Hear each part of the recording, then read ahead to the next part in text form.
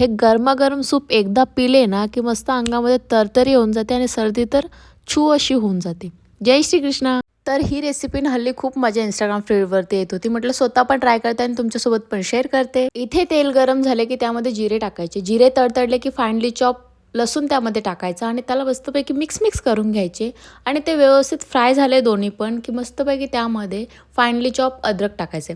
आता ते अद्रक टाकल्यानंतर ना त्यांना सर्वांना व्यवस्थित मिक्स करून घ्यायचे. त्यानंतर फाइनली चॉप मिरची त्यामध्ये ॲड करायची.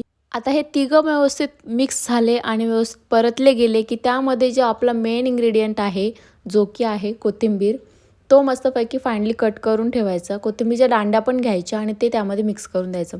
आता या चौघांना छानपैकी मिक्स करून घ्यायचे आणि त्यामध्ये गरम पाणी ओतायचे.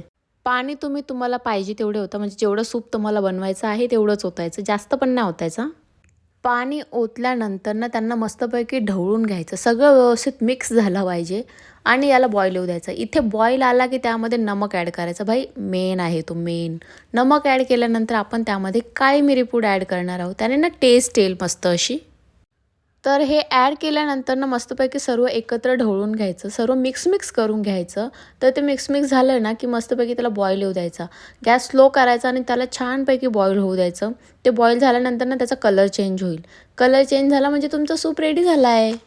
आता वाट कसली बघायची व मस्त वाटी चमचा घ्यायचा, सूप त्यामध्ये सर्व्ह करायचं आणि मस्त गरमागरम प्यायचं. ओके.